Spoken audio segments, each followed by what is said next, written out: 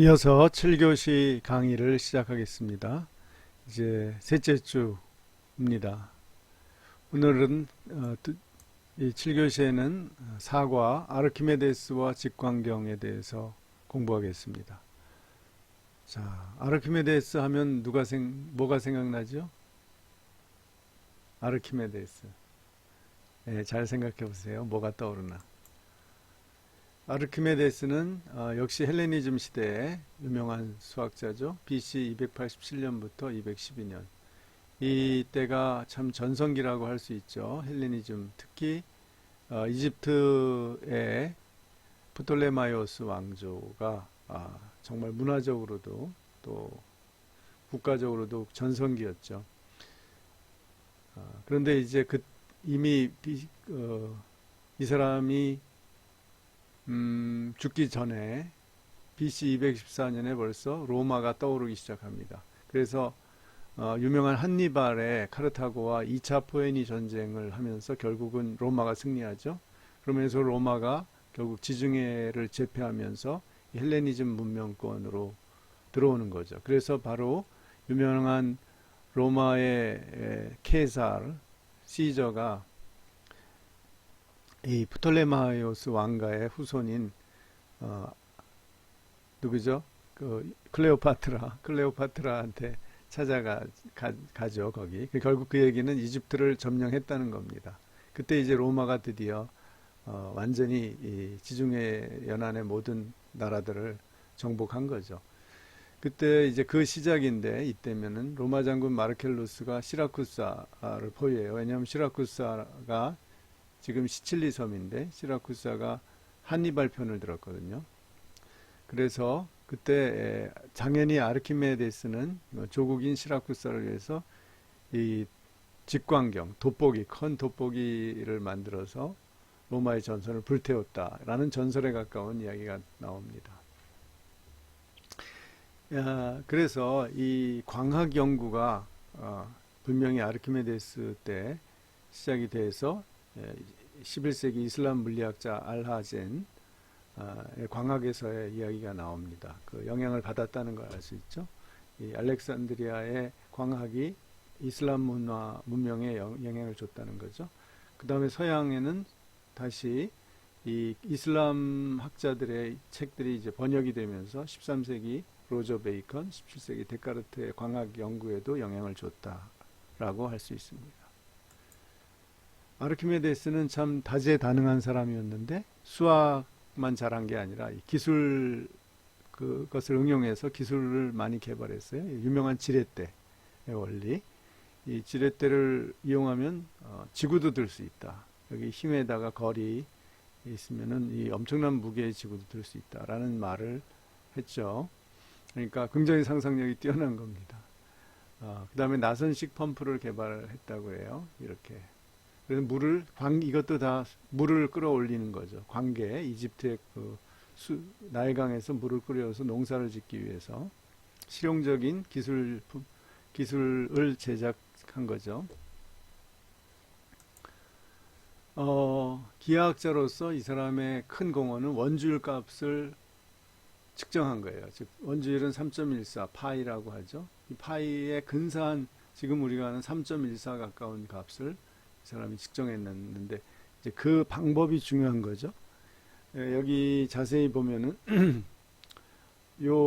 쉽게 말하면 3.14보다 요 파이보다 긴 값이 요 D에서 E고요. 그 작은 값이 A에서 B죠. 요 두 가지의 값을 내면은 요만큼은 알 수 있고 이것이 정육면체이기 때문에 6배 하면은 원주를 알 수 있죠. 그래서 이제 원주율을 알 수 있는데 이것을 잘게 작아서 정 백면체까지 계산을 했답니다. 이렇게 파르메니데스가. 그래서 이제 이걸 우선 내각을 요 삼각형을 하려면 이게 정삼각형이에요. 육면체로 하면 정삼각형이 됩니다. 그러면은 여기도 피타고라스의 정리가 사용돼서 여기가 이제 1이죠, 1. 그럼 요거는 뭐예요? 0.5죠. 그럼 요 값이 나오죠. a제곱 곱하기 b제곱은 c제곱이니까 해서 요 변이 나옵니다. 요 변이. 그죠? 요 변은 0.5죠. 네. 그래서 0.5 곱하기 몇 개예요? 요게 12개가 되죠. 0.5 곱하기 요게 1이니까 이게 당연히 1이니까 요 전체가 6이 되는 거죠. 요 작은 변에 요게 1. 그런데 그럼 반지름은 3이 되는 거죠. 3 이상이 돼야죠. 반지름이. 그 다음에 이제 그 다음에 요 외변을 이제 재는 거예요. 외변도 마치 이제 삼각형으로 요게 정삼각형이죠. 그래서 역시 같은 걸로 여기가 이제 1이고 여기가 1이고 여기도 1이죠. 그러면 이제 요거를 글씨가 작아서 한번 볼까요? 이제 피타고라스 정리에서 우선 AB는 1이고요. 여기 DE를 구하는데 OC부터고요. OC는 어떻게 구하냐면 2의 루트 3이 2분의 루트 3이에요. OC는 요 변들 해서 여기 1제곱 여기 OC 곱하기 요 0.5 AC 제곱은 1제곱이 되는 거죠. 그래서 2분의 루트 3이 나와요. 우리 그 다음에 여기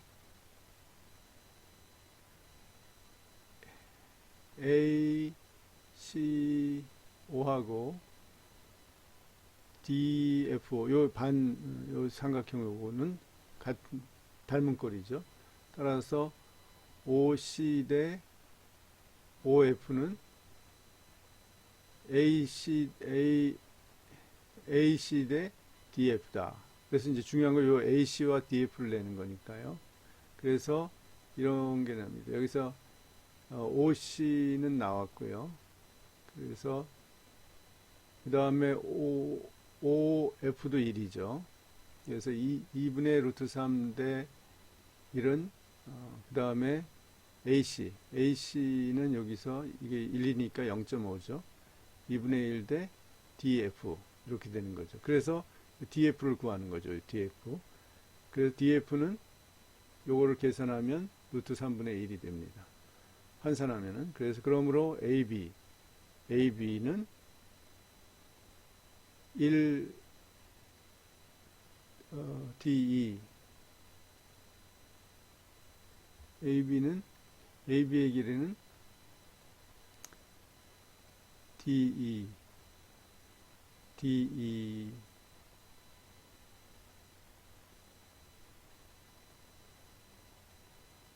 이게 뭔지 잘 모르겠는데 그렇게 돼서 루트 3분의 2인가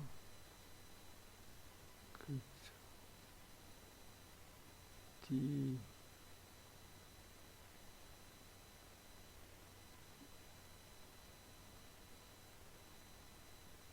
AB는 DE에 보다 작은 거죠. 요게 잘 안 보이는데 그래서 루트 3분의 2이다. 그래서 3분의 2 곱하기 루트 3이다. 이렇게 나옵니다. 그러면 이게 약 3.464가 나옵니다. 계산을 해봤는데 그래서 3보다 크고 3.464보다 작아서 이것을 계산을 해보면 이 정육면체로 했을 때 그렇게 나온다는 거죠. 그래서 요 원주율이 그래서 3.14로 이제 나중에 계산을 해냈다는 거죠. 그래서 3보다 크고 2 루트 3보다 작다. 그렇게 잰 거예요. 이거 정확히 설명하기가 쉽지 않죠. 한번 여러분이 해보십시오. 이것을 하나하나 생각을 해보면 책을 보고 또 이런 여러 가지 자료들을 보고 여러분이 한번 천천히 생각을 해보세요. 어떻게 원주율을 계산하나 아르키메데스가.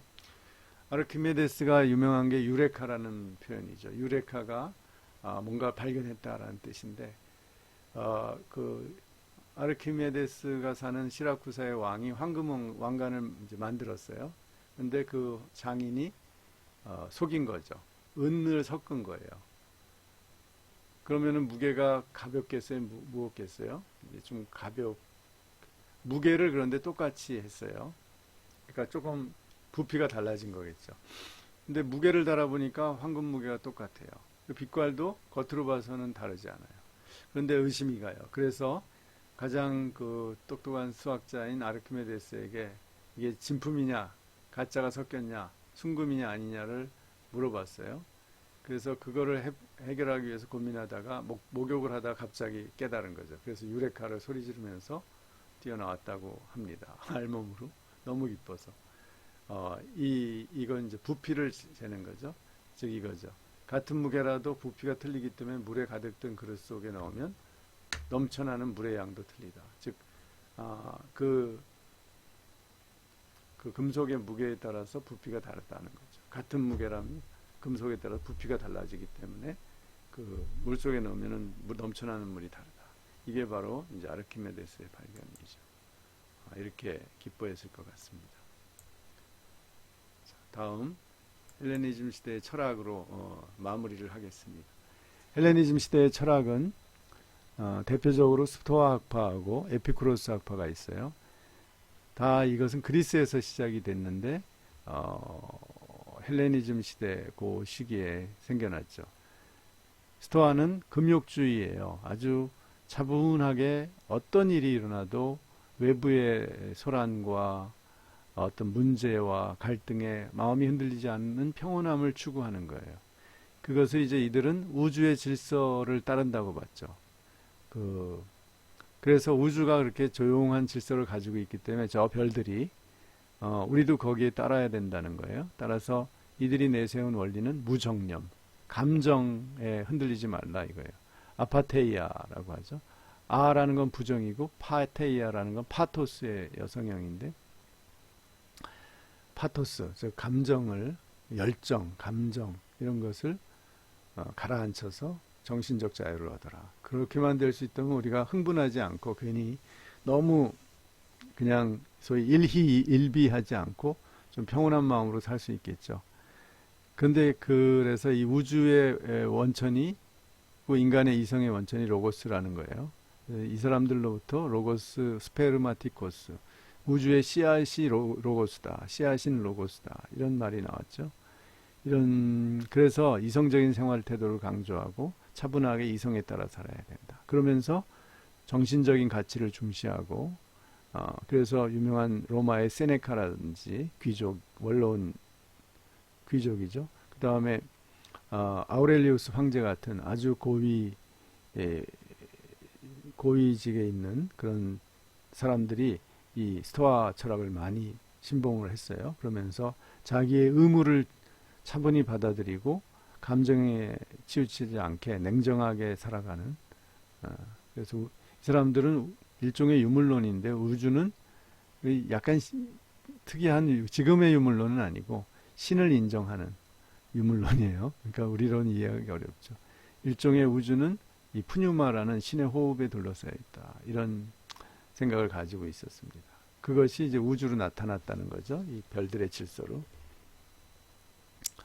그래서 이 스토아파는 참 좋은데 너무 냉정한 거예요.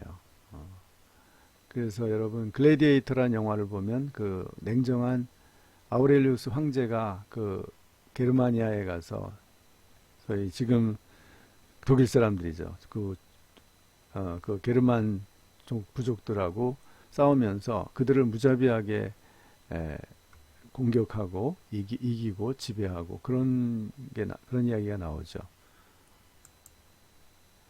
그 다음에 에피쿠로스 학파는 창시자가 에피쿠로스인데 역시 비슷한 시기고요.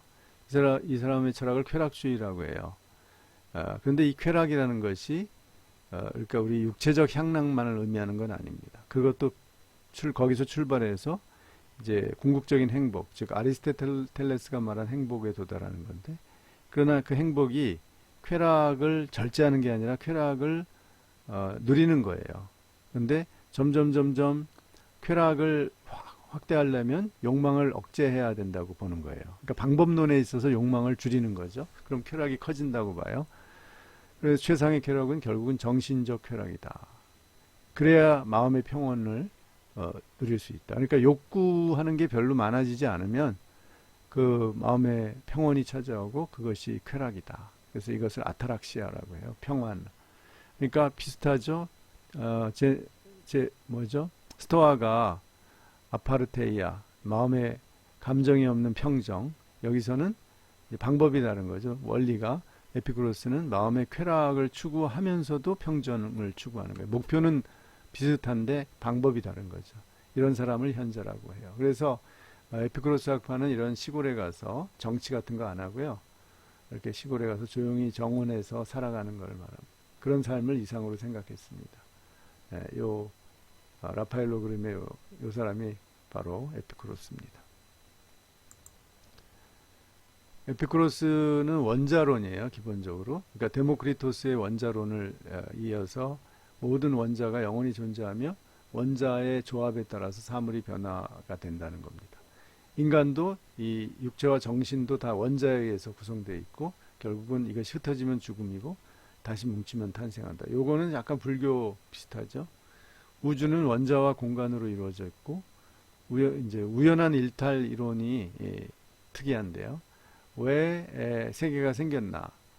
뭐 빅뱅 이론에 의하면 폭발 이후에 이제 입자들이 생겨나서 그것들이 합쳐졌다 이렇게 해서 물질이 생겨났다고 보는데 여기서는 이 사람은 클리나맨이라는 일탈 운동. 그러니까 원래 우주의 원자들은 직선 하강 운동을 해요. 그러니까 하늘에서 빛처럼 다 평행해서 떨어지는데 우연히 거기에서 다른 방향으로 살짝 빗나가는 그런 일탈이 있어요. 그런 원자가 있어요. 그러면 그것들이 부딪혀서 충돌해서 그것이 뭉쳐져 가지고 세계가 이루어졌다. 아주 교묘하게 그 세계의 형성을 원자론을 가지고 설명했습니다. 그러면서 자유의지와 결정론을 조화시키려고 했어요. 그러니까 이 직선 하강 운동은 결정론이고 클리나멘은 자유를 강조한 거죠. 예, 여기까지 이제 우리 첫 시간 7교시 했습니다. 마무리하고 이제 과제. 아까 얘기했죠. 과제는 아르키메데스가 원주율과 근사치를 계산한 절차를 말로 여러분이 논리적으로 한번 요약을 해보세요. 그러니까 그러니까 이런 방정식도 쓰면서 한번 쭉 정리를 해보시면 됩니다. 제가 좀 버벅거렸죠. 저도 다 공부했는데 막상 이 녹화할 때 잘 보이지도 않고 생각이 정리가 안 됐어요. 그래서 A4 0.5매 10포인트로 한번 쭉 써보세요. 그 절차를 한번 여러분이 여러 자료와 책을 보시고 책을 각 구입하셨죠? 꼭 구입하셔야 됩니다. 사이버 캠퍼스 과제 관리에 이번 토요일까지 다음 주 토요일까지 이번 토요일이죠. 여러분에게는 하시면 됩니다. 감사합니다. 3주차 강의 마쳤습니다.